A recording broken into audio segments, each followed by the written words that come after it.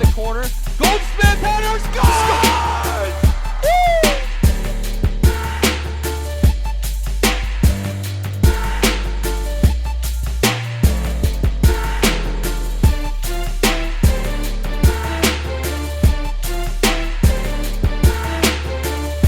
Jones intercepts it. 1 second. Puts up a floater. And he got it. He got it. Hello and welcome to BU30. I'm Millie Sauber. And I'm Mark Pearson. We're going to get you started off with a great show just before your fall break. Indy 11, Indianapolis's first professional soccer team, found their first glimmer of hope this Saturday. At Michael A. Carroll Stadium this weekend, the Indy 11 got their first home win against none other than the top-ranked Minnesota United FC. This is their second win in a row. After scoring early in both halves, the team held Minnesota scoreless to win by a score of 2-0. Midfielder Victor Pineda scored in the 8th minute, and forward Julian scored in the 1st minute of the second half. This was a physical game as 5 different players received yellow cards, 3 of them from the Indy 11. The team also saw a great performance from goalkeeper Christian Nick, who had 8 saves in the game. Nick has not given up a goal in 217 minutes. Their next game will be at home on Saturday against San Antonio. College football continues this weekend with a couple key matchups. This week in college football, we're taking a look at 2 games that involve teams that aren't strangers to national championships. First game is 21st ranked Texas A&M at number 7 ranked Alabama.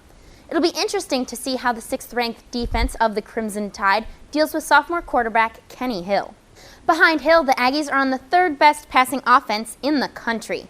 Alabama's only loss this season was to 3rd ranked Ole Miss and cannot afford any more.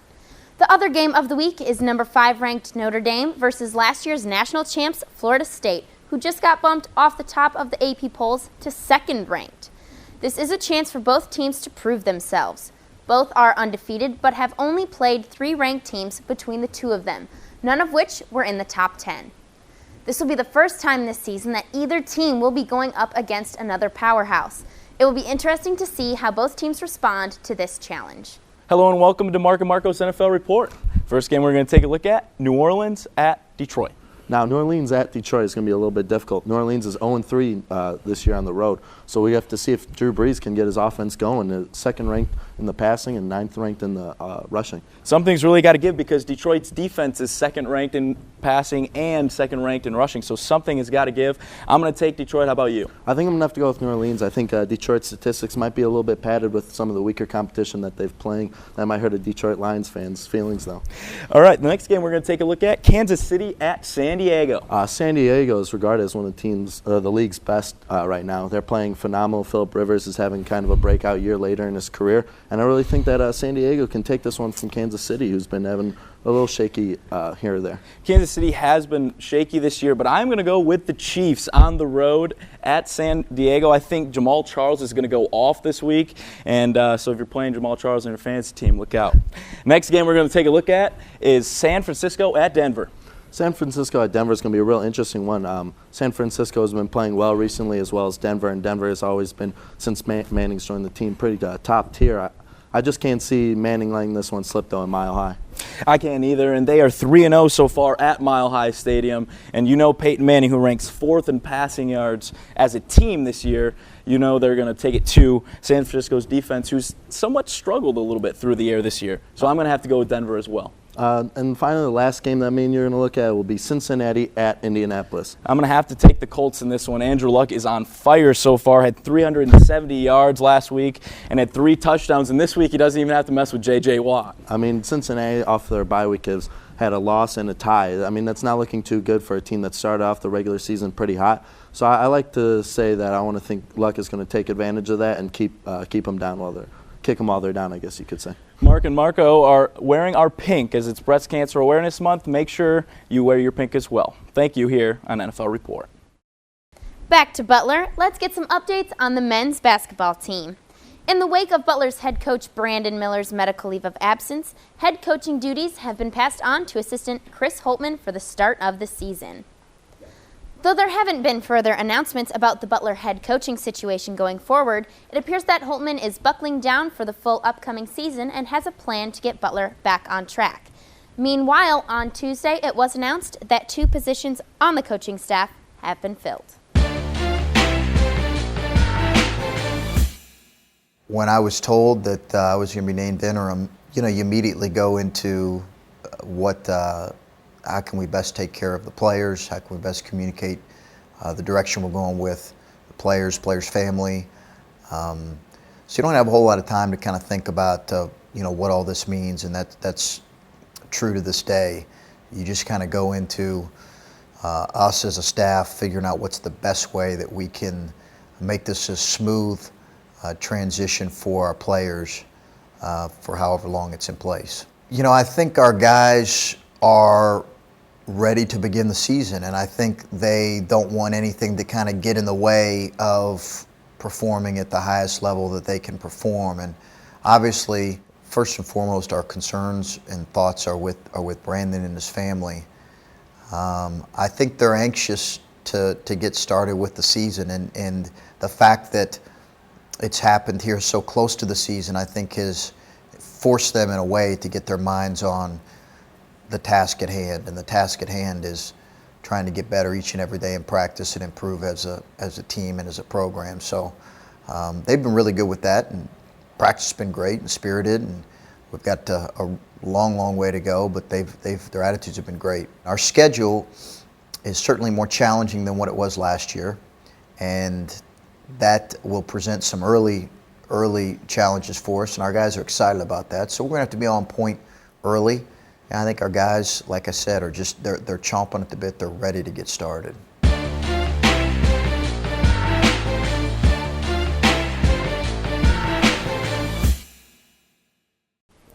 It should be really interesting to see how the Butler team is this year with new head coaches and a bunch of new players. Oh, I know. I'm real excited. I've got my basketball gear all ready to go, and I'm excited to sit in those new Hinkle seats. It should be a fun year. In other Butler basketball news, the club season here at Butler University is almost in full swing. The men's club basketball team in recent history has been the most successful club sport at Butler. 2 years ago, the team traveled to North Carolina State, where they placed second in the country at nationals. Expectations are high this season, and the team hopes to take home the national championship crown.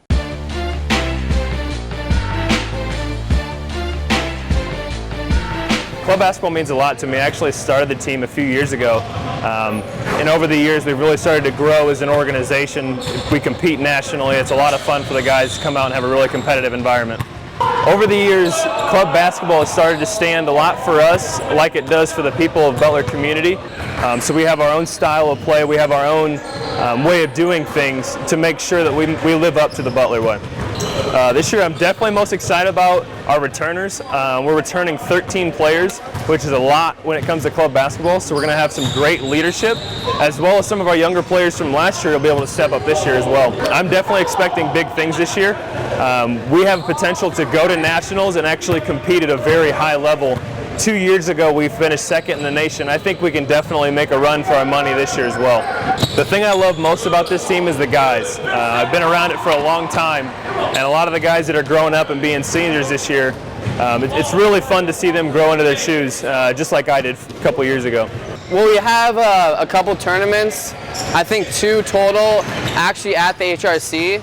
And so when we have those tournaments, we'll try to promote them around campus, get a couple friends to go. They're usually Saturday mornings. We have a good amount of people come out, and a lot of kids are from the Indianapolis area, so we have some parents support us as well. And so it's a fun time. You get to see some pretty good basketball, a lot of energy. We do have the funds to go to nationals, but we kind of want to save that money for next year. We like to have a little bit of money left over from our tournaments to plug into the team next year, so they're better off. I think what I'll bring to this team is energy, focus, and leadership, because I've been there, I've done that, and now I want to have other kids kind of blossom within this program. My biggest fear, as always with coaches, is injuries. We play so hard in practice and so hard in games, and we play so many games throughout the year that people just get injured. So we really got to learn to control how much we're playing, guys, so we can limit the number of injuries we have this year. Last year we had a pretty good season. We didn't go to as many tournaments as we'd like to, but we won a lot of big games, and we also lost a lot of big games. And we ended up losing in the first round at regionals and got sent home early. But I think it was a really good lesson for us. So this year we can come back a little bit stronger. Staying on the club basketball front, the women's team is beginning their season as well. This is their second year as a club, and the team looks to start a legacy here at Butler. The women's club team will look to jump back into action after fall break. The team finished their first scrimmage against Ivy Tech and was satisfied with their performance. The team will look to improve for their first regulation game after fall break. This is the team's second year as a club, and they look to keep moving forward and progress throughout their season.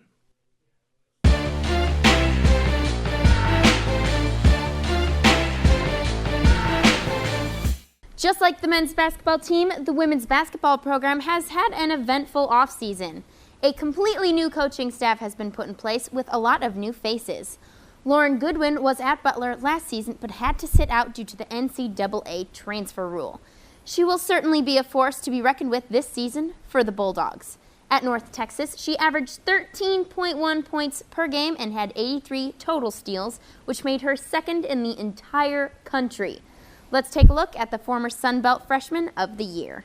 I talked with my family, I talked with some people that are really close to me, and we all decided as a group that I could take it to the next level, and I wanted to be in the Big East Conference with a good academic program or a good athletic program, good academics, and I thought Butler was a perfect place. Pretty clear, my first year all I did was shoot the ball, so I practiced ball handling every day.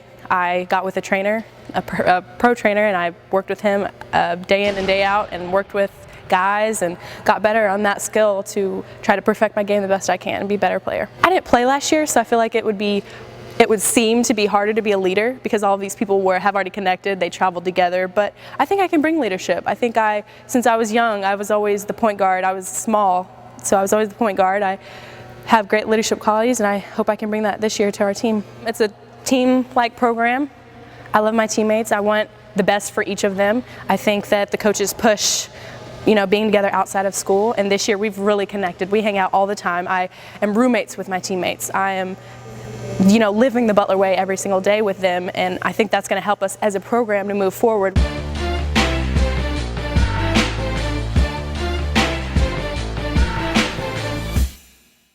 Butler Volleyball split their conference play this weekend as they face Providence and St. John's on the road.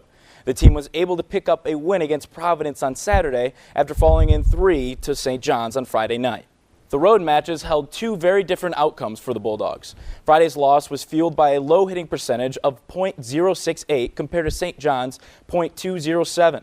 It was a much different story Saturday night when Butler faced Providence on the road.